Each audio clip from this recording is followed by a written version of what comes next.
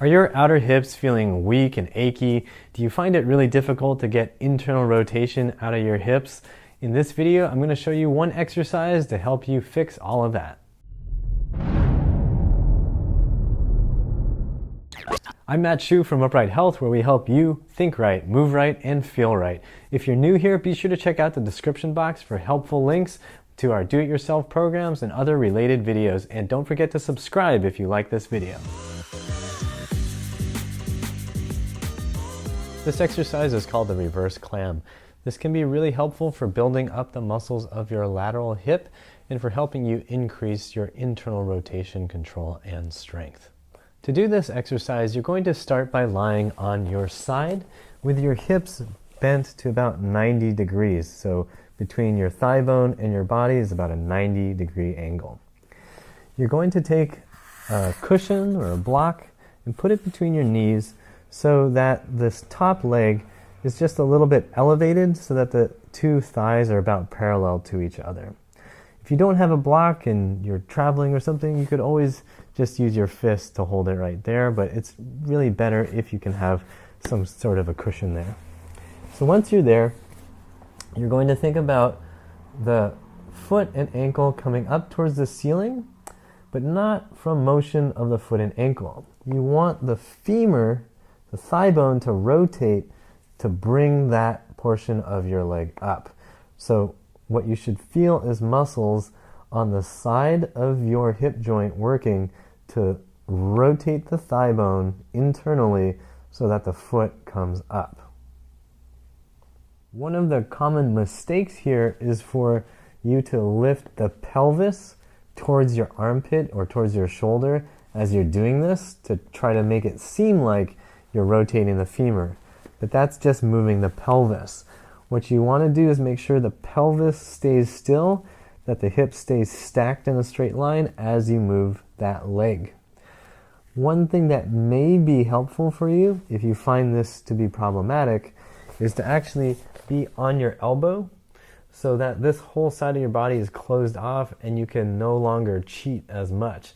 So then you're forced to make the femur do the motion rather than hiking the hip into your ribs.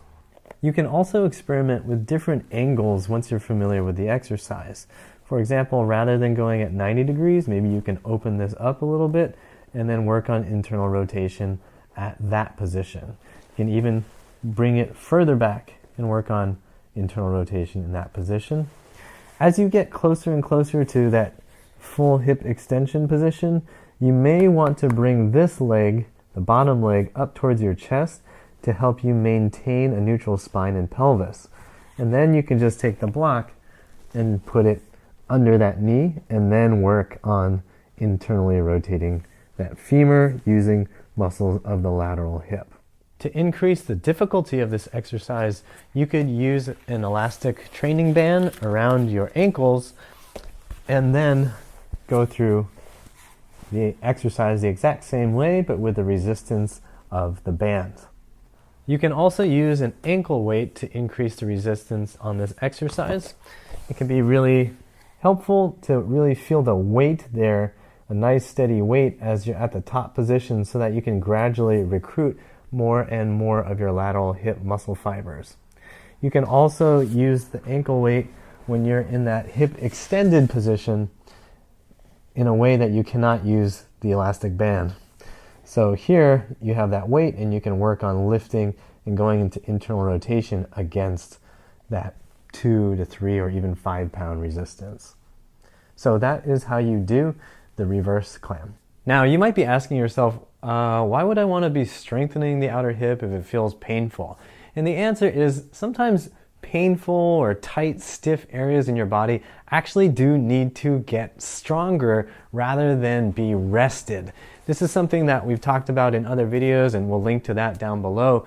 But basically, if you've already been resting and stretching an area for a long time and it's not getting better, well, then maybe you want to try strengthening it so that it will start to feel normal again. So let's talk about how often you're going to do these exercises. When we're working with a client who has weak internal rotation and just weak lateral hip muscles, we're going to have them work those muscles at least once a day, if not 2 or 3 times a day.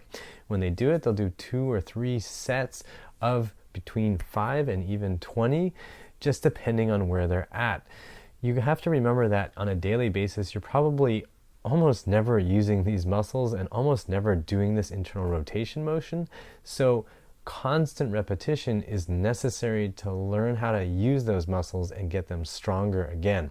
Of course, if things are getting too sore and you feel like, oh man, I can barely walk, you may need to experiment with a little less or possibly even more just to get your body used to it. It always comes down to how your body responds, so you're going to have to experiment. If you have trouble with your outer hips, you might also want to check out some of the videos we've made about stretches for your outer hip, for the TFL, and for how to improve your ability to internally rotate your hip joint. All right, guys, that's going to do it for this video. I hope you found it helpful and that your lateral hips are now burning.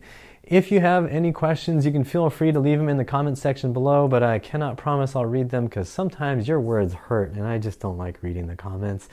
If you liked the video, go ahead and click the like button, subscribe to the channel, and share this video with someone you know who has weak lateral hips and weak internal rotation.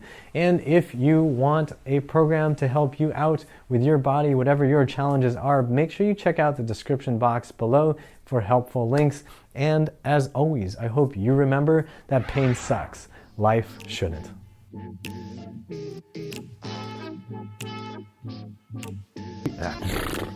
Redo. Woo. That's how that goes.